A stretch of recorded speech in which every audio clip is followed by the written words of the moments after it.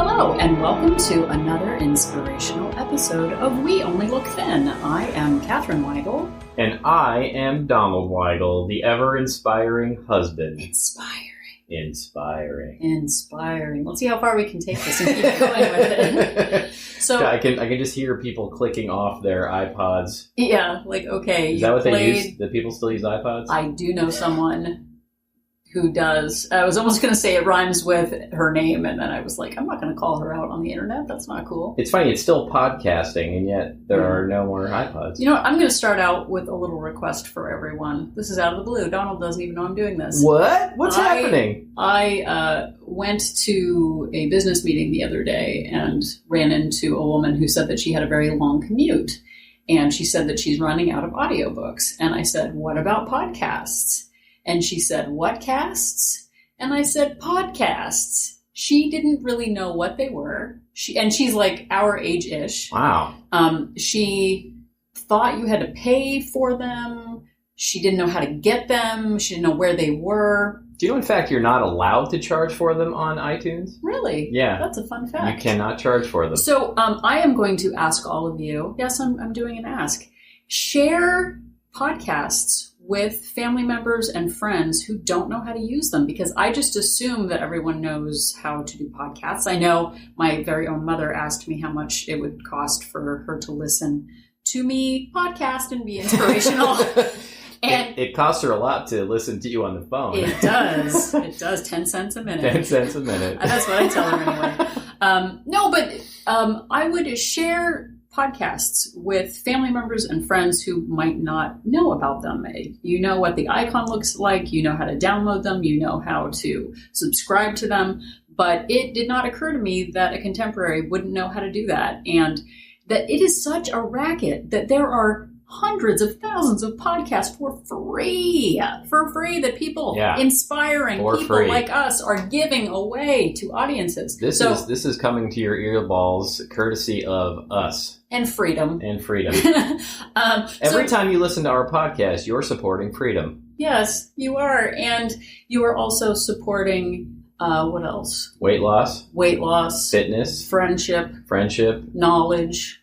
Inspiration. And while we're selling stuff, free stuff, how about going to iTunes and taking a second to rate us and review us, or just rate us. If you don't have time to write a review, just rate us, because that would help out a lot. We've actually gotten some really lovely reviews on our Facebook page, but iTunes does not know about them. So anyway, share, won't you? All right, enough of that. Yeah, we're here to talk about losing weight, maintaining weight loss, and secrets.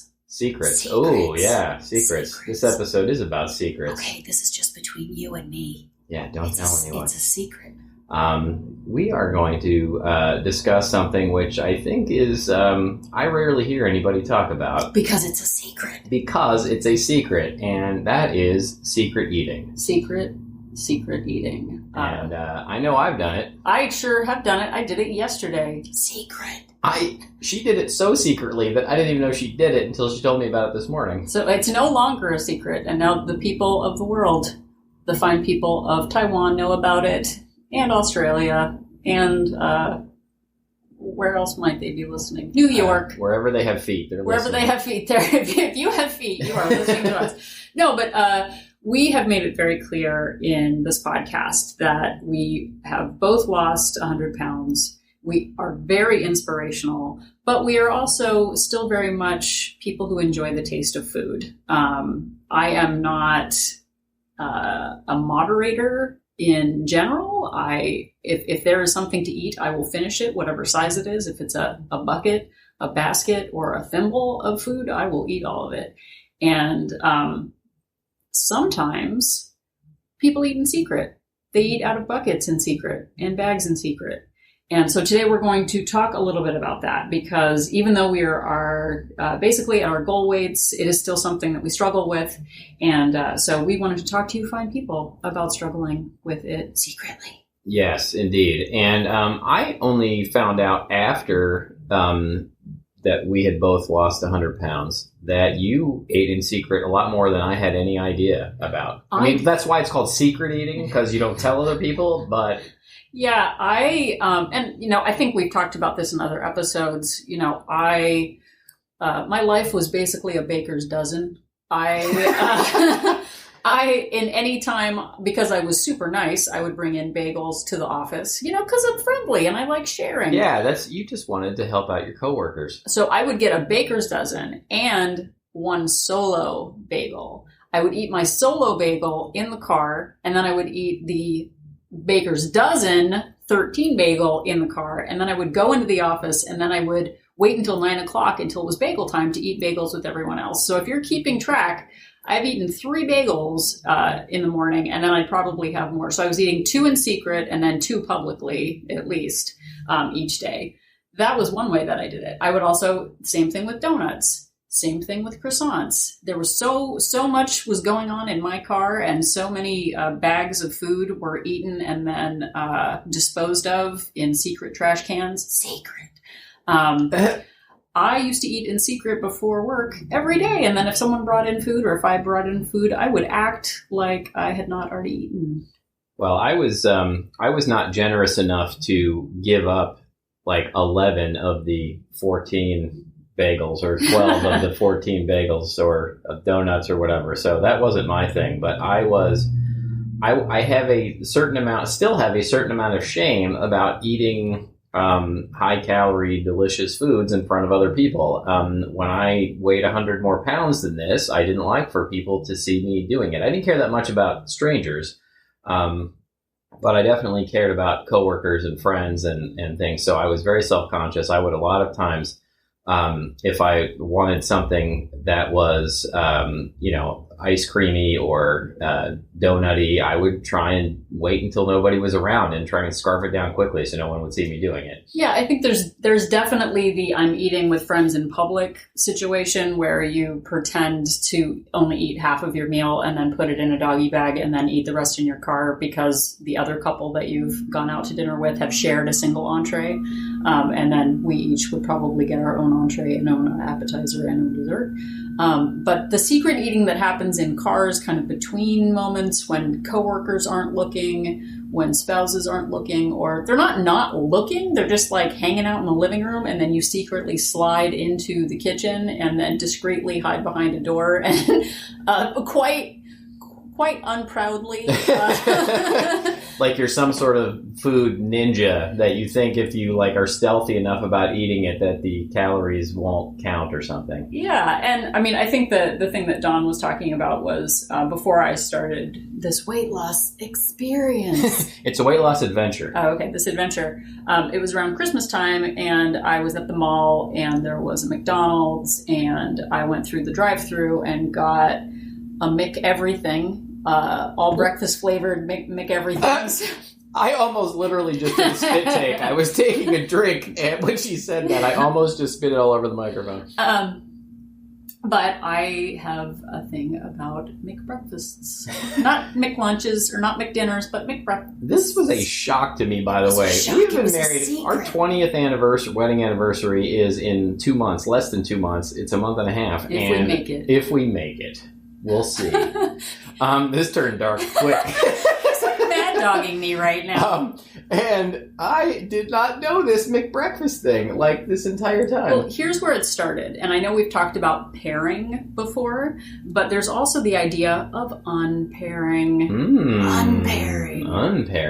Tell me about this. So when I used to go on business trips, which was quite often, we would go to the airport and always stop at McDonald's and get a McEverything. I have a Pavlovian response to the Burbank airport. Every time we go, there is there's a chain out here in California called Del Taco, and it's it's not gourmet at all in no way, but I got into this habit of going, every time I go to the Burbank airport, I'd stop at Del Taco and get 2 burritos, and and scarf them down. And like, so every time I go to the Burbank airport now, it's like this Pavlovian response. I start getting hungry for these like 99-cent, like janky fast food burritos. But it's so inexpensive. It's YOLO. I still think they're tasty. Sorry. No, they're good. But so pairing, you know, I know we've talked about this before, but some people say like, oh, a habit takes 21 days to get over.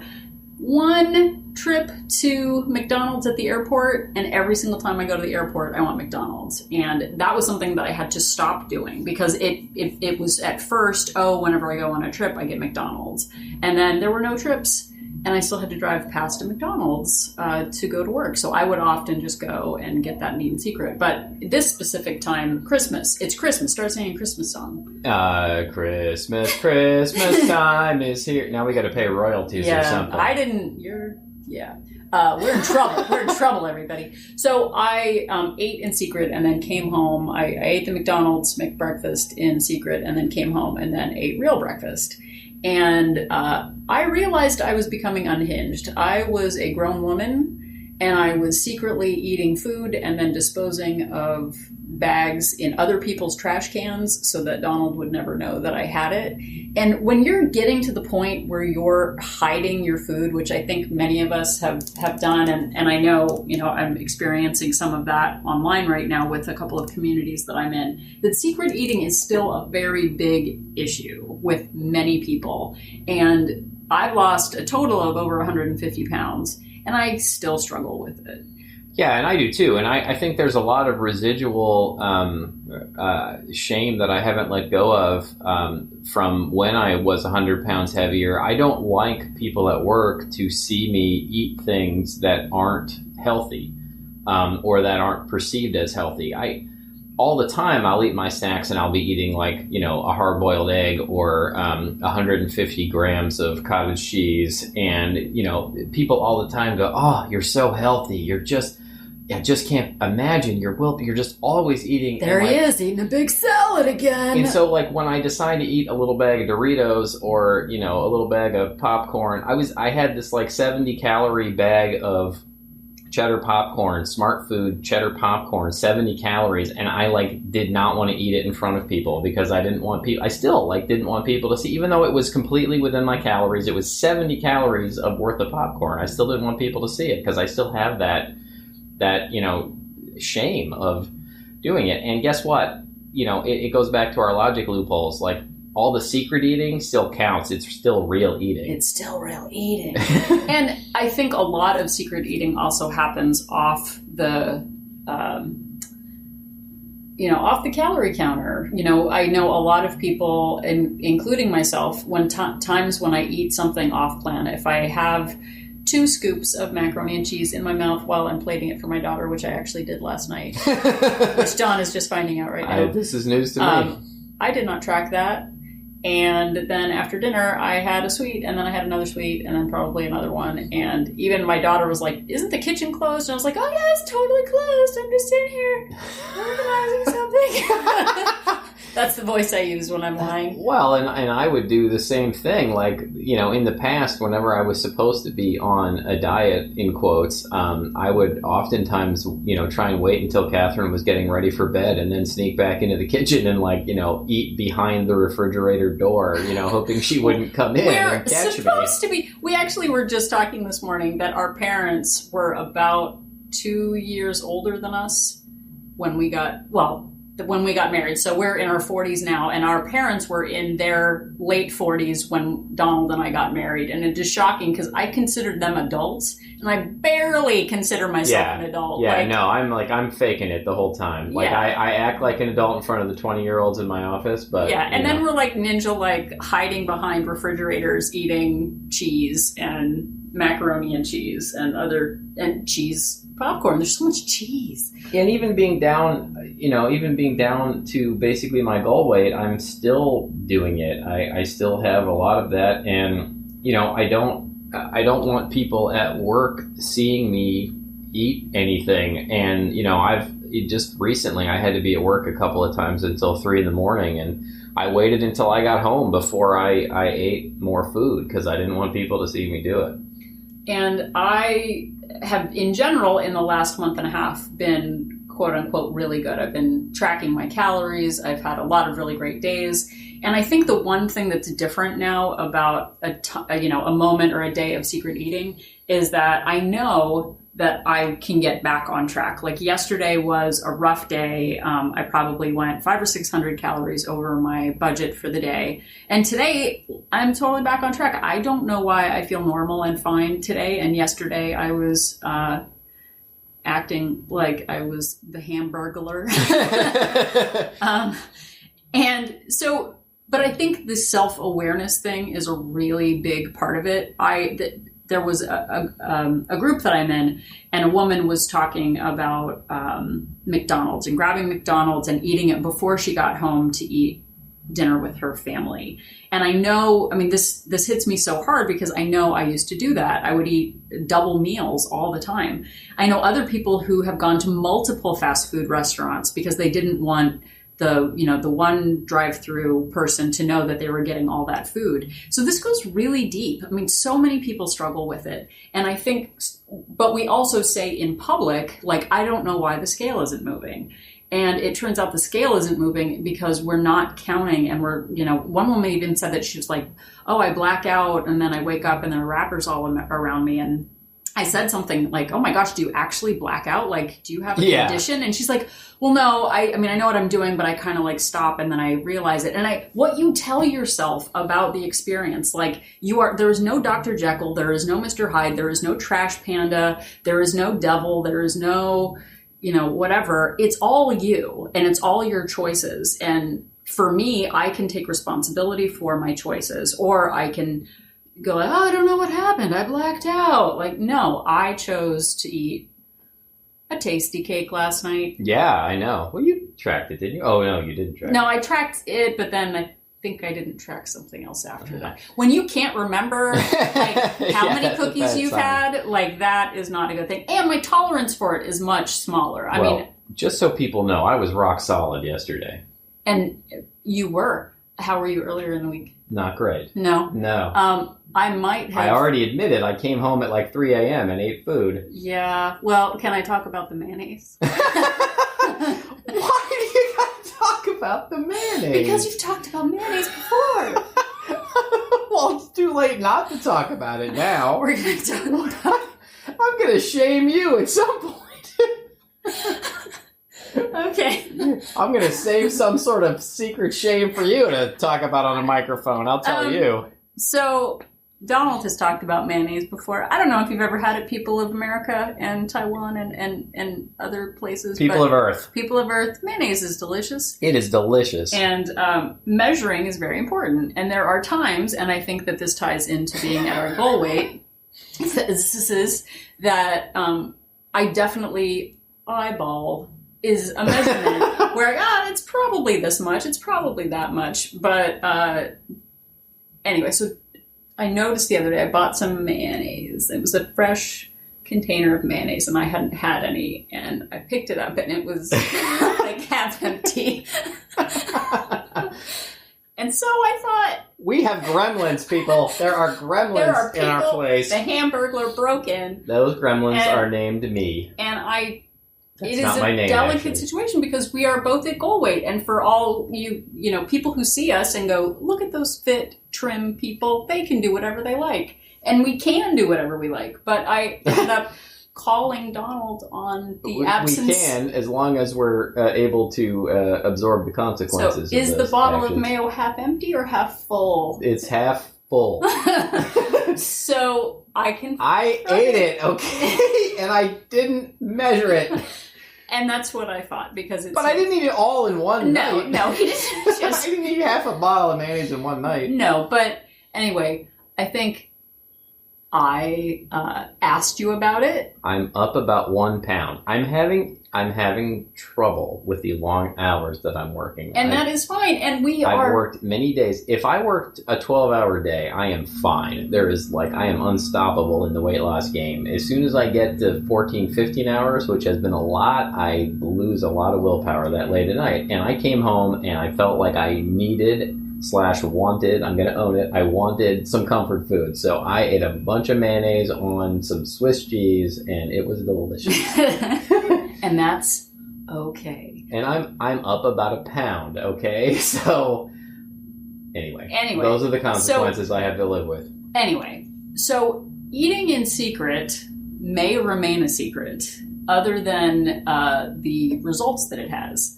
And I know in particular that Donald has an issue with this. I told Donald about my secret eating just to make him feel better about his secret eating. Oh, I didn't know that. Well, no, but Wow. I have issues also. Should I tell them my secret then? If you want, I don't know. What's your secret? I told you, I was like, I want you to know that in February, I used to be bulimic when I was in high school. Oh, and my early 20s. And I actually had, how can I make this not sound like it's about me and about someone else? I actually, in early February, had a day where I made myself throw up from what I ate. And I am not proud of that. But I didn't tell Don that because he's strong and he's losing weight and he's all on track. And I still struggle with that. And I hadn't done that in probably 10 years. And so whenever anyone thinks you're fixed or there's you can do whatever I'm very proud of you for talking about it now. Yeah, it sucks and it's embarrassing because I'm a grown woman and I should, quote unquote, be able to control myself. And I had a relapse. And so I am not grateful that Donald ate mayonnaise, but I think that it just shows that we all have demons that we're dealing with, self-demons.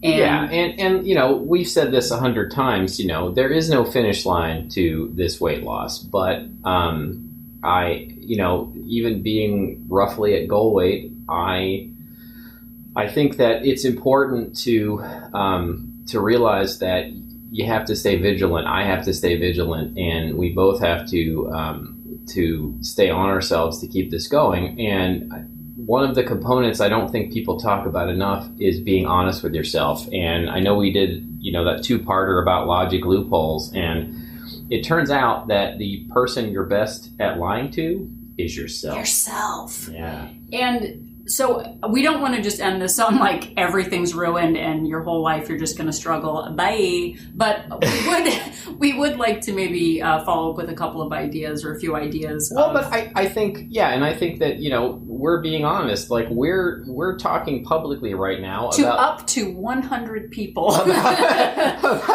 about doing this, and I think that's an important, huge step is stopping lying to yourself and stop lying to others about it. One of the things that I think that I need to work on just is occurring to me now as we're recording this is that I have to stop being ashamed when I want to eat something at work that is within my calories and it's on my plan but might not be seen as being healthy. I need to own it and I need to stop waiting until no one's around to eat that stuff. Well, and it's that shame element of it that comes in that I think is dangerous because, and I know that there are telltale signs when I'm turning toward making poor choices. It's sort of like a storm coming. You can kind of see yourself making excuses, at least for me. Like yesterday, I ran a few errands. I didn't eat lunch. I had some peanuts and then I had toast for lunch and that did not help me. I know that sets me on a bad path. I know I'm better with protein. Anyway. So one of the things is getting to know your own triggers and staying away from them and adjusting. Yeah. And, yesterday happened and I think my recovery time is so much better now. Whereas before, when I was 300 pounds and I had a day like that, I would hair the dog it, and which is a thing.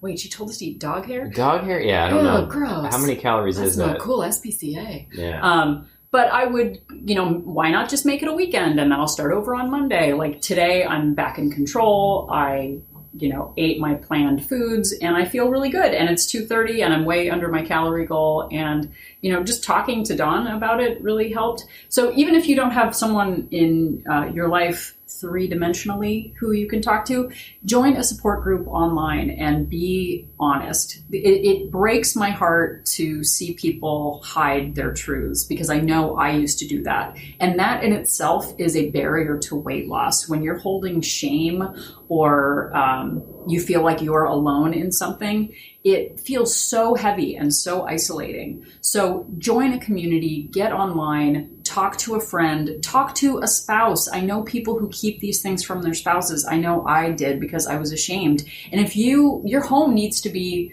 your safe place. And if you feel like you're hiding in your own home, like, that sucks. Like, yeah, for sure. There are other people out there that are going through what you're going through, and they're doing the same things that you're doing. Like, we're humans. We basically are the same and act the same way. And reach out, find somebody, or find, a close friend, a relative, somebody you trust, and tell them what you're doing. And you'll feel a lot better about it, and probably, it'll help you not do it more. Well, and the thing too is that, there are a lot of people who I saw who were eating fast food secretly.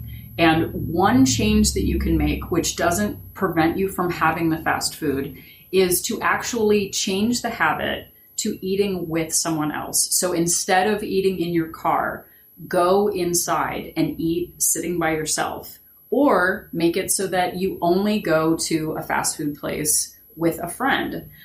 Make it not taboo. If you're eating McDonald's before getting home to have dinner with your family, plan a trip for a McDonald's dinner once a week or once a month. Or ice cream or candy or whatever your thing is. Yeah, and there are some things, I know we've talked about this before, that I just shouldn't bring in the house either. So know your home triggers, make your home a safe place. But keep it public. I mean, that's, the opposite of being secret. And and I think one thing we dismiss too is that I feel like I have to figure out everything on my own. I'm smart, I'm capable, at work, I'm a problem solver all day. And there is such power in sharing what's going on with you with other people who you trust. There are people who may not be trustworthy with your information and with your truth. So finding people in a common community who have gone through what you've gone through, who might be able to lend advice, is really important. I, for example, spoke to a friend named Cindy. Cindy, hello. Hello, Cindy. About the mayonnaise.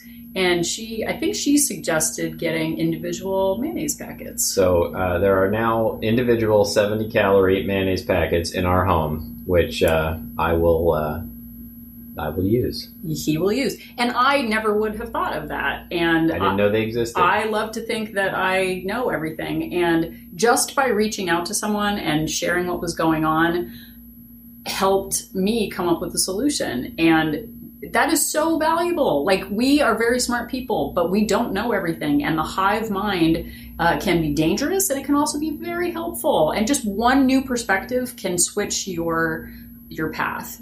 And another final part to that is that we find problems and we tell ourselves that there's no solution. Like, this is just the way life is. There's a McDonald's in my neighborhood. I have no choice. And the more you tell yourself you don't have choices, the fewer solutions come forward. Yeah, we're very good at telling ourselves that we're powerless and that we're helpless, but we do have control over what we put in our mouths. Yeah. So I would ask each of you, as smart, intelligent, powerful people, to seriously, if you have a problem, put it down on a piece of paper and come up with 3 or 4, however outlandish, solutions to that problem. I can't stop myself from going to McDonald's. Okay, the craziest thing would be to hire a hitman who would hit me in the shins if I tried to enter the McDonald's. Is that ridiculous? Yes, it's ridiculous. Are there shin hitman? Yes, I don't think we can say the word as a shin. Yeah, don't try to spell that out. No, but seriously, come up with solutions. Okay, I'm working I love mayonnaise. What do I do? Okay, there's an individual packet, or I can skip it, or I can use tzatziki instead of mayonnaise, or, whatever it is. Just, come up with solutions for yourself. If you're not getting enough sleep, you're not getting enough water, you're not tracking your calories and your steps, I challenge you to think of a solution. If it's easier to think of someone else, like, boy, Catherine has this problem. What should I tell her to do? Like, it's hard to find solutions for yourself because I know for me, I feel like a victim. I feel like a victim of circumstance. But really, there are so many choices in front of us. And the more you tell yourself, I can figure this out, I can come up with a solution to this, the more solutions will come forward. If you tell yourself it's impossible, it will remain impossible. And where has that gotten you? In a bucket of mayonnaise. Mayonnaise bucket. No. The idea is not to eat the mayonnaise bucket. Not to eat the mayonnaise bucket. So I think summing up, it's important to be honest with yourself. I think it's important to go ahead and be honest with others, whether they're people that you actually know or people that you can find an online community. And I think it's important to come up with solutions, come up with ways that make you not feel powerless to do these things. Yeah, so we still struggle with it. If you struggle with it, tell us about it. Tell us the solutions that you've found for yourselves, because we want solutions to our problems. And I think the two of us come up with some great ideas, but sometimes we don't like to hear each other's opinions about things. It's not welcome. Welcome. And if we want to make it to 20 years... we better watch our attitudes. Before you know it, you'll be ambushed on a podcast about your mayonnaise eating. I talked about being bulimic. That's bigger. I win. You I'm win. So brave. You win? I'm so Question brave. Mark? I think I win. Anyway, so share your experience with secret eating. What are your solutions? What have you gotten past? What do you still struggle with? We are all in this together, all 100 of us, or whoever is listening. So follow us on Facebook. Yes, we have a wonderful Instagram account that Catherine maintains wonderfully. And if you have a couple of seconds, give us a couple stars or more, or double or triple that on iTunes. On iTunes. And we look forward to many more inspiring episodes, fewer secrets. Yes. Remember, we only look thin, and that we are an inspiration.